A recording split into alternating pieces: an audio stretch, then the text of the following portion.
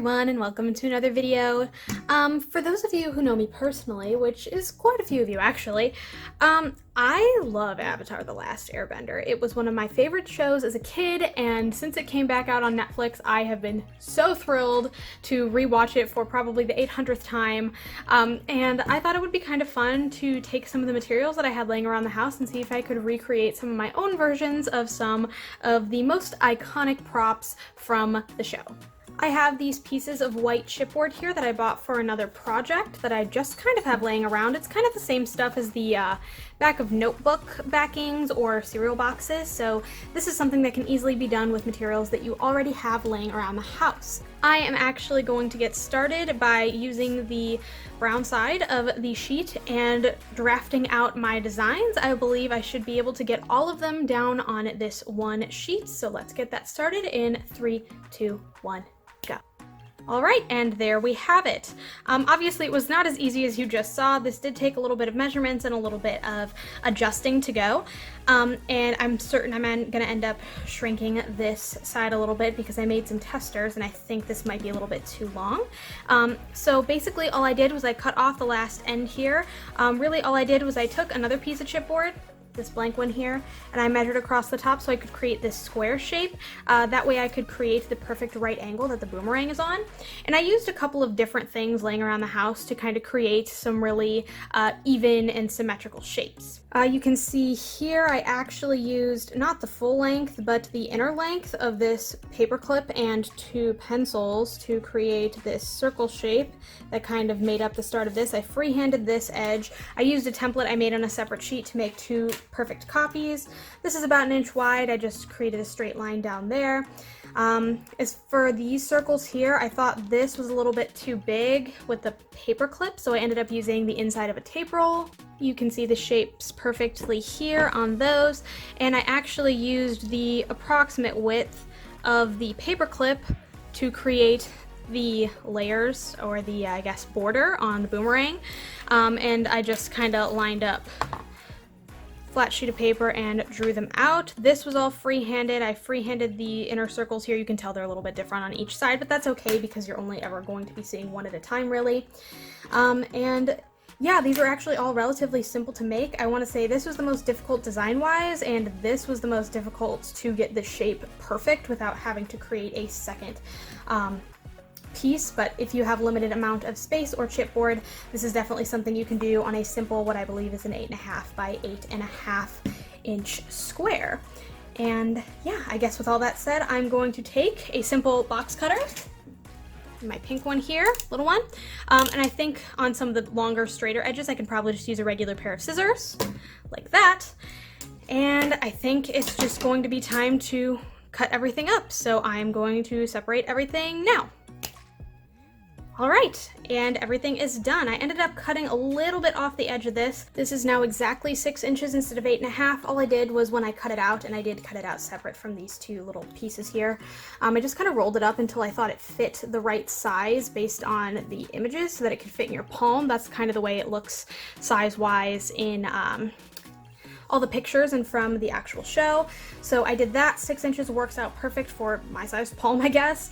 And I did measure where I wanted on this side all of the pieces to go, and I just did about 1 inch in on either side so that I can attach them like that. I'm gonna be creating some sort of embossed effects with some hot glue on both the headpiece and on Katara's necklace here. And yeah, I think the rest of it's going to be a mixture of tape, hot glue, and then I'm going to paint them. And I'm actually going to get some ribbon and create a full necklace out of this. This, I think, is kind of the right size. It like fits like right in the hand, kind of the way it would, I would imagine Sokka's would. With that all said, I am actually going to get started by adding the 3-dimensional effects on these 2 pieces with my hot glue gun. And I'm using my tinier one here so that I can try to get as precise as possible, and I'm not even sure that that is going to happen exactly. Maybe I'll take a look through my supplies and see if there's something else that I can use to kind of create that raised effect, but I think this is probably going to be the way I go. So basically I'm just going to go over these lines here to kind of raise them a little bit. Since this is supposed to be like a hand carved thing, it is supposed to have indents.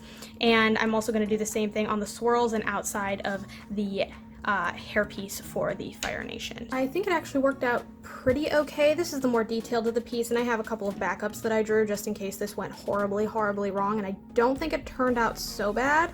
I also know that I can go back in with the tip of the hot glue gun and kind of like even out any of the rougher spots. I do have the kind of embossed thing. I did kind of go around the edges just to give it a little bit more of a finished kind of look instead of a really, what's the word? I guess cardboard, ragged edge, unfinished edge look that I think is a little unprofessional.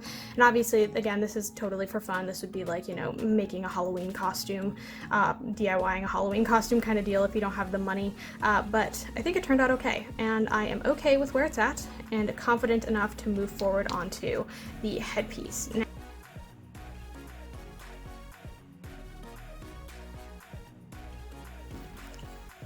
Alright, everything's dried up pretty good. Now that nothing's wet anymore, I can take some of the stringier bits off. You can probably go in with maybe some embroidery scissors and trim up some of the more dramatic ones. But I also think I've got a collection of the paints I'm going to need. I don't think I'm going to need many colors for this. I'm probably going to use this lighter blue, which is called Blue Cotton by Apple Barrel, to kind of fill in the outside. I'm mixing Blue Cotton with this English Navy from Apple Barrel to create that medium tone, and I'm going to use just Blue Cotton and English Navy on Katara's necklace.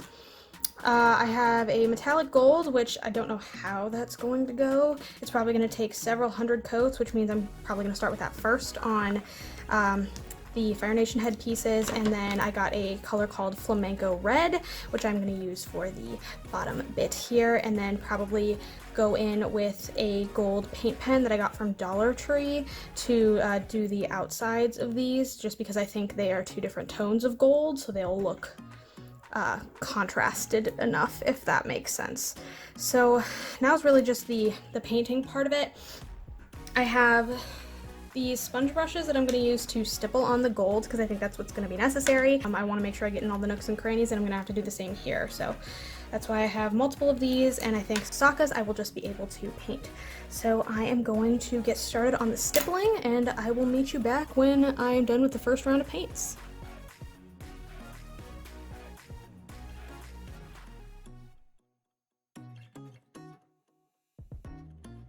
Alright, so I tried a couple different things with the gold, and I've come to some conclusions. Paint pen all the way, avoid the gold Sharpie. The gold Sharpie looks a lot duller when up against literally anything. It writes really well on there. I'm actually going to have to go in and I think I'm going to clean up some of those edges around the sides there because I just got a little out of control. I definitely think that the paint pen from Dollar Tree, this Crafter Square, is actually really, really nice. You can totally tell a difference between the way it looks on the bottom, which is this, and the top, which is this, and even with this layered on top, it just looks duller and less exciting. I think it does have way better coverage because it's a paint pen, obviously, and in general, I think it's shinier and just looks better. Like, for instance, there was this big hole here that I just totally filled in with this paint pen. It fills things better, and I think it tops the hot glue way better than the plain marker does. And with that, I'm actually going to go in and do my details on Katara's necklace, and Sokka's boomerang is also done, basically. The only other thing that I'm also going to have to do is, once this is completely dry, I am going to have to color the inside of the gold head pieces because they will be visible.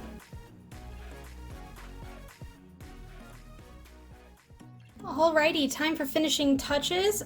Because I don't think I have a jump ring that's going to be able to go through that hot glue, I'm actually just going to put a glue dot on the back of this little thing here. Charm, I suppose it would be, so that I can just tie it on like it's its own little jump ring. And I have some black ribbon that I'm going to use to measure around my neck and then tie around. It is a tie, so I don't need anything extra fancy. I am also going to finally wrap this guy up, and I am going to tape the inside just to make sure it stays nice and good, and I'm going to glue these two bits in there. And I actually have it drying right now, but I've added a gloss to Sokka's boomerang to give it more of a metallic look, which I think has turned out really, really cool. So I'm going to add the finishing touches and show you what they all look like.